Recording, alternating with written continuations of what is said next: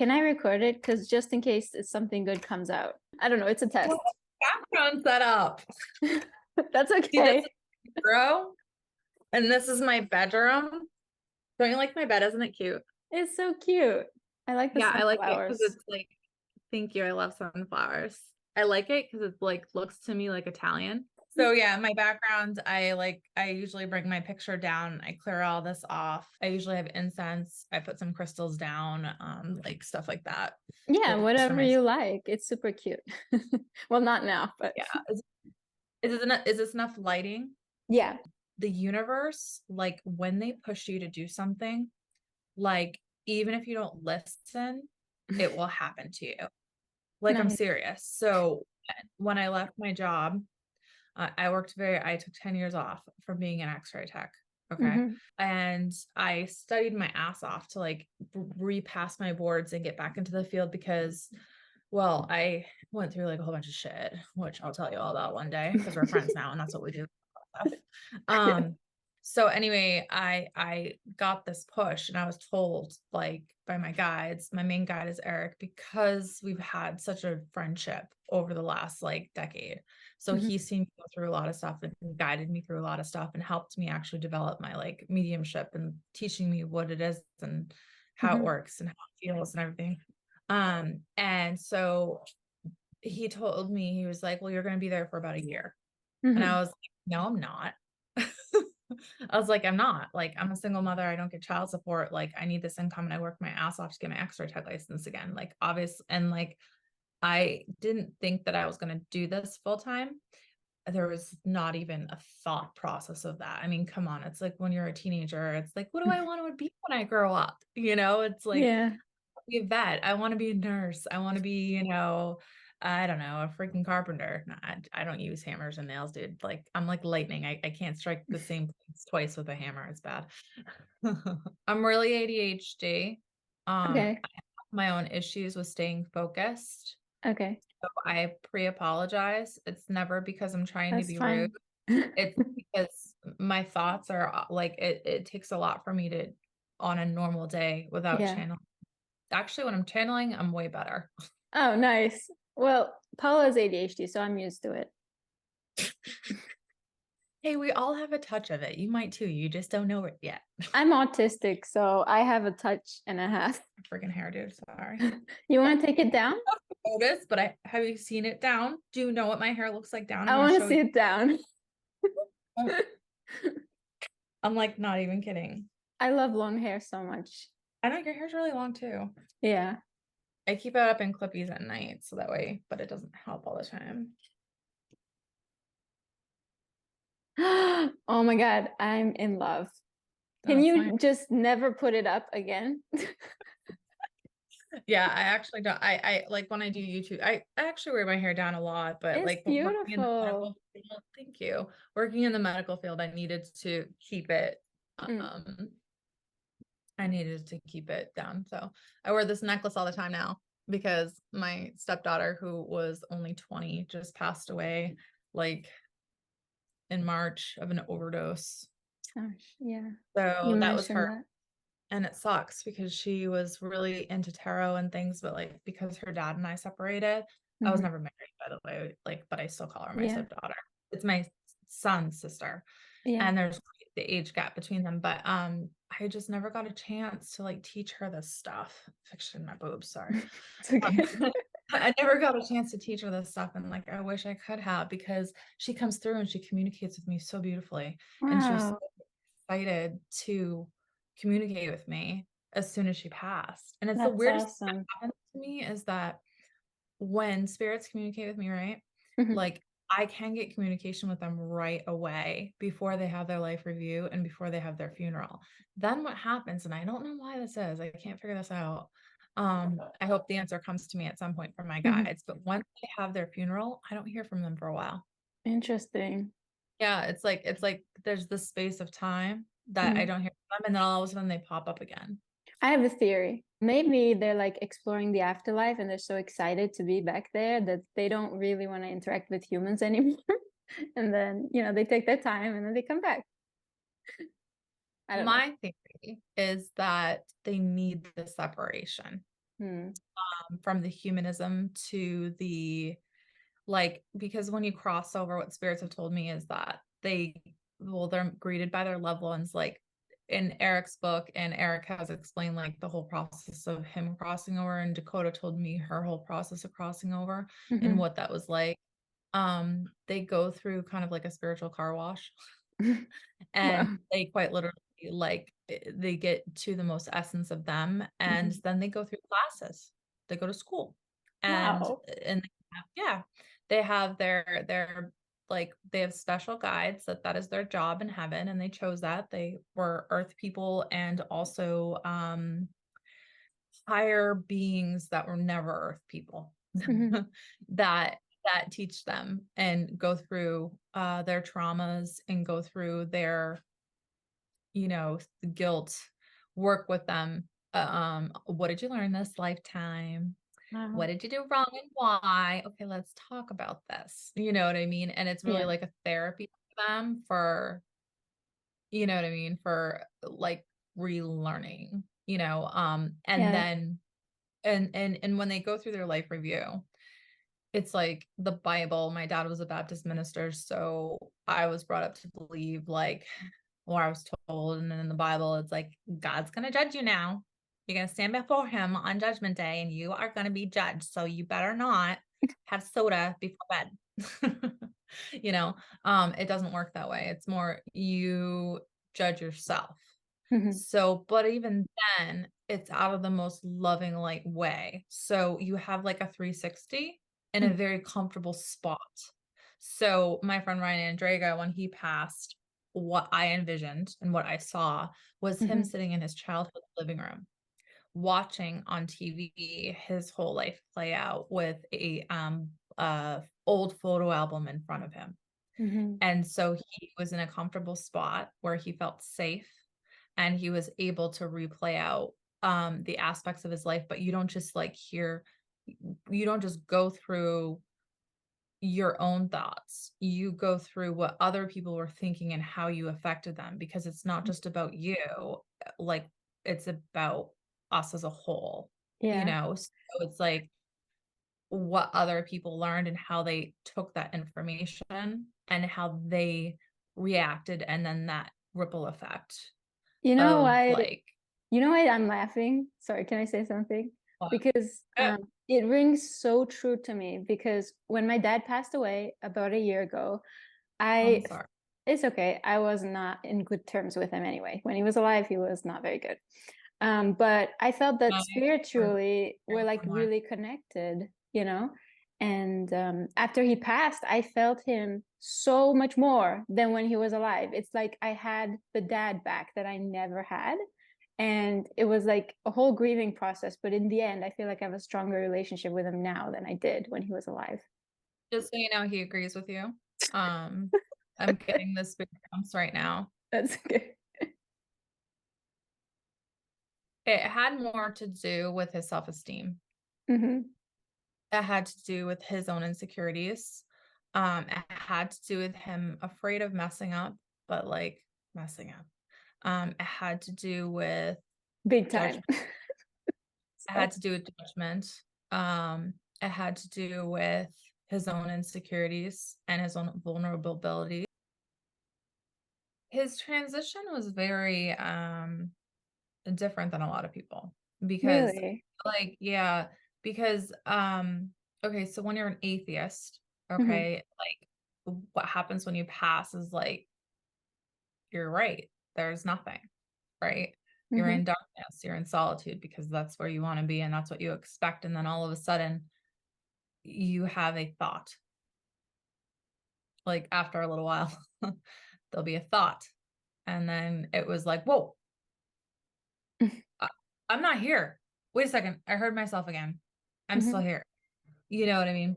So, for your dad, it was like, I don't, it's not so much the atheist belief, it was his own stubbornness Mm-hmm. and his own frequency Mm-hmm. of not allowing himself to be vulnerable.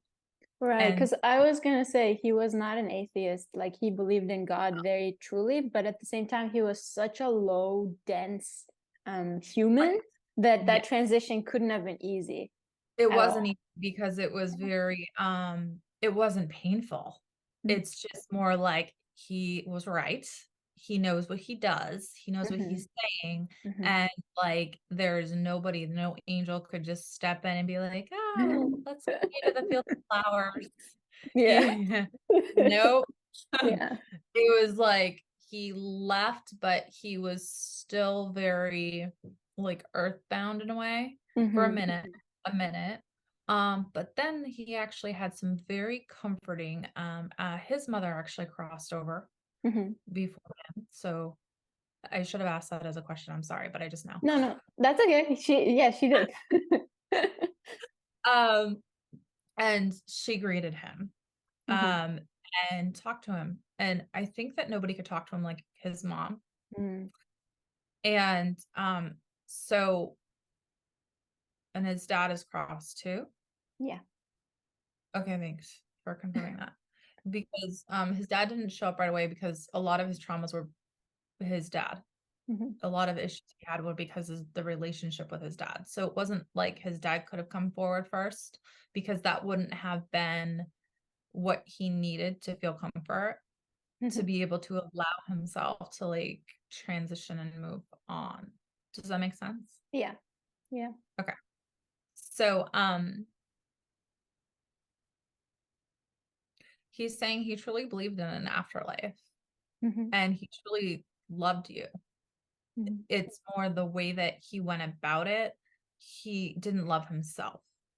So it's very cliche, but it's true that if you don't love yourself, like it's hard to love anybody else. Like show love.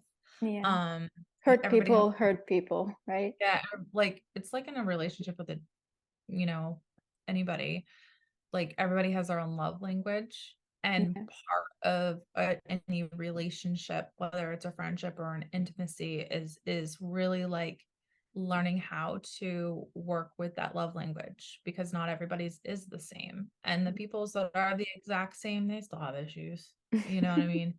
Yeah. But like it's learning the love language and being able to accept versus change the people you are. Yeah. So that was a lesson for your dad, that he's still processing a lot. I don't feel like he died that long ago. Did you say he died a year ago? Yeah, actually, it was a year ago around August, I think. Does Yeah. number 3 mean anything to you? No, not that I can think of right now. Do you have any siblings? One, yeah. Okay, just keep the number 3 in your mind. That might mean Sure. something. Okay. Yeah. Um, January, February, March. Does the month of March mean anything? I was just Mm, thinking 3 no. for March. Oh, no. See, when I get Is that your process? Like you have to figure out Yes, yes. yeah. When I get stuff, it's not like okay, so I am I can I get visuals, I get Mhm. images, Mhm. I do get spoken things to me, which can be very clear. Mhm. Um, but not with my eardrums. Mhm. And there's a reason. It's because it freaks me out. So if you wanted to, they could, huh? Like you could hear them Yeah, more. and I do like it comes through sometimes in weird ways, like when I'm Mhm. on the phone with somebody. Sometimes I'll hear something because spirits use like electricity to communicate with us. So I was just talking to Monica about this, my roommate, and like I just went to this guy that I've been seeing. His sister also passed away of an Mhm. overdose, and it's very tragic and sad. She was only 31. Mhm. And when I left him, I haven't heard this song in years. It was by 311. It's called All Mixed Up, Don't Know What to Do, you know. I don't know You know that that song, but that's okay. it's because you're not from it's because you're Finnish. No, Just kidding. it's because I was born in the 90s. Oh, I know. That's right. I mean, it was a 90s song. Look it up. Is it? But I was like born in the 90s, 95. I wasn't conscious You were yet. born 95. Let's see. My sister was born, I think, in 92 or 93. Okay. How old are you? 28. Okay, so my sister's 31. Okay. How old are Um, you? Sorry, can I ask? okay, so in all fairness, you're only as old as you feel. I mean, I'm asking because to me you look so young. Like it's trippy. That's why I'm asking. I'm 40. I'm Yeah, gonna be that's what. on August 16th. So I expect a giant gift at my doorstep, preferably a tall, gorgeous Italian man. Thank you. Wow, that's specific. I'll try my best. Bow.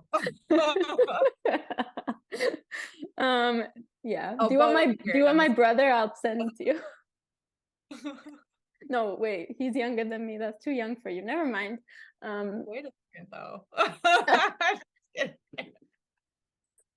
He's That didn't literally stop Paola, okay? right. So you shouldn't be judgy. No, I'm not judging. I'm not. Like, if you want him, you can have him. Okay. He's very tall. I'm tall. I'm Really? 5'9". He's giant. Like, he's a giant. My brother is 7, and then my other brother is 6'4". I'm Yeah. 5'9". We all I have the Italian features, and then there's my sister, who is like literally like almost a legal midget. She's like 5'2", and like she's actually got naturally like blonder hair. So I always tell her that we found her on a potato farm in Idaho. yeah, like I was gonna say That's maybe on she's her. adopted. Wait, so Uh, what were we talking about before? Because I wanted to go somewhere. Oh, you look young. We were past that. I would say you look like maybe in your late 30s max. Actually, I was thinking late 20s, but then I thought, let me let's be stick more with like 20. realistic. Okay. Although my child tells me that how lame I am and how unfunny I am, and I'm the oldest person ever, and I act like an old person all the time. And I'm like, you know what? Screw you. Yeah, kids, just don't listen to them. Yeah, I tell him I'll unborn him if he doesn't stop talking. Nice. Yeah. Uh, abusive. That's fine. That's why I'm not having kids, because I would like, no. But anyway, I shouldn't have. Like, I'm not kidding though. that's so honest. I like that. It's the truth. So, You okay, don't let's have go one. back to your mediumship, because that was interesting. Okay, so you can hear them. Can you see them? Or I can. When I was a kid, that part used to scare me a lot because why would it not? yeah, Um, right. a child in the 80s, we're talking, okay, Okay. before your time. There were shows like Unsolved Mysteries, and I'm sorry, but even the beginning of the like music soundtrack to that Unsolved Mysteries is totally creepy. So there's Unsolved Mysteries, there's Encyclopedia Britannica. Hmm. Um, there were Mac computers, but there was no internet yet. Hmm. It's Paula. She Okay. went by. It's the shadow. That was not a ghost. But that's actually a really great example. If you watch the screen back, Yeah, that's actually a really great example of what I see very consistently. that's creepy. That's very creepy. Well, it can be Hmm. when you're not used to it and when you're a young child. Yeah. It's like people working with tigers and lions and bears. So, it's like Hmm. or friggin' giant venomous snakes. Ew, I hate snakes. They freak me out. But like those things are terrifying for the Yeah. normal people, but once you're educated enough about it, you learn like you don't need to have fear, you need to Hmm. have protection. So Mm. that's one thing that when I teach my like mediumship classes, the first thing I dive into, and I spend a lot of sessions on this, is Hmm. developing your self-esteem, getting down to the root of who you are, Hmm. dealing with your dark, your what's the word? It's called dark night of the soul. Like the shadows, maybe, or like the dark parts of your psyche. Really tough things you've gone through Yeah. that you have evolved from. You can always recognize when somebody's gone through the dark night of the soul because they're the people that materialistically, they might have materialistic things, but it has no real value. The value, like I've lost everything Yeah. Like I've lost everything. I've lost every belonging I've ever had. I've lost every friend I've ever had. I've lost every family member I've ever had. I've lost myself. I lost my child at one point. Mm. Because I was an addict. Mhm. And there's that ghost of Paola again. Yeah, there she is. That's what she does all day, roaming around. Being creepy. Yeah. Paola, stop being a creep. She left the room. She's not with us anymore. Okay. Our space is cleared. So like dealing with the dark night of the soul, I wouldn't say that everybody goes through it, but everybody goes through it at different, most people go through it at different stages in their life. Mine happened for me when I was like in my late 20s to 30. I might go through it again. I hope to God fucking not, you know, but it makes you value things different. You look at things different. You don't look at things the same anymore. It changes you. It's Yeah. like I was saying in one of my YouTubes that I don't know if you saw, but like you can always recognize the people that have been on their knees before God, Yeah. like really on your knees before God. And that's part of learning mediumship is learning Really? the forces and the understanding that you are in complete control, but absolutely in no control at all. Because you're in control. God gave us free will. That's a gift. Okay, that he gave us as humanity. So our trajectories can always change. Mm-hmm. Right. But you're also not in control at all because he chose, well, you did choose to be here, but you are infinite being who is part of him, source. And when I say him, I don't mean as like people talk about God and they think of him, but like it's not a he. We're talking about source energy. We're Yeah. talking about the all and all, and Yeah. we're all part of that. We're all one of the whole. And when we come here, we teach each other lessons, and it's not all about us. That's why I say that we're completely in control, but we're also not in control because Mm-hmm. it's not just about you. It's about other people as well. Yeah. And I think that that's such a huge concept that it's hard, you know, when you're younger to just like wrap your mind around it. And there are younger people like my Yeah. son who has gone through some crazy shit. Like his dad was this raging drug addict and he had visitation. How the fuck Wow. would let that happen, right? Yeah. I had to teach him at 7 years old what heroin looks like Wow. and what needles look like and to not like when he's sitting in the back of the car and let's say you lose a piece of candy or you lose something in the car, like don't put your hand like in the seat trying to find it. Don't touch anything in the car. Yeah. This is what like I had to teach him that young. Mm-hmm. So young children can go through dark nights of the soul, very young. And then maybe they'll go through it again, or maybe they just won't, Mm-hmm. but either way, it evolves you. Yeah. It moves you forward and it changes your whole perspective about how you treat yourself and how you treat other people. And it's harder to work with people and train them in mediumship if they haven't had that piece of them. That's why I'm actually a little selective about Mm-hmm. who I choose to do mediumship with, because if you bring your ego into this, like if Mm-hmm. I did this for monetary value, that will be the last day that I do this. Yeah. So these sessions are very intimate for people. And I'm not a therapist, but I am having a relationship on the most intimate level with not just you, but your people. So Yeah. I have to honor you. I have to honor your people. And I have to honor my own energy and protect myself. So back to the whole spiritual protection thing. That for me is like so important. I have had attachments. I have stories, girl, of having attachments that destroyed my mind and Mm-hmm. destroyed my thought process because like as a medium, it's almost like picture the ocean, and then you have this light. What are they called? Lighthouses, Mhm. right? That's like what you are to spirits when you're a light worker, when you're a medium, when you have Wow. these intuitive abilities, and when you develop them, it becomes brighter and brighter and brighter.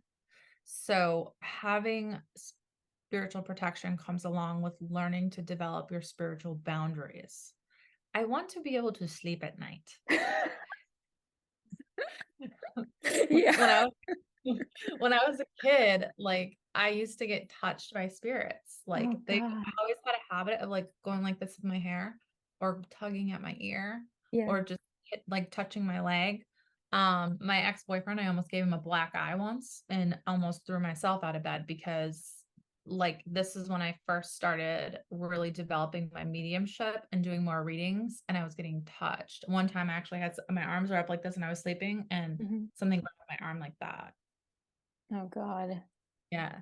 So like I've had to learn to say I say prayers to myself like before I go to bed. Mhm.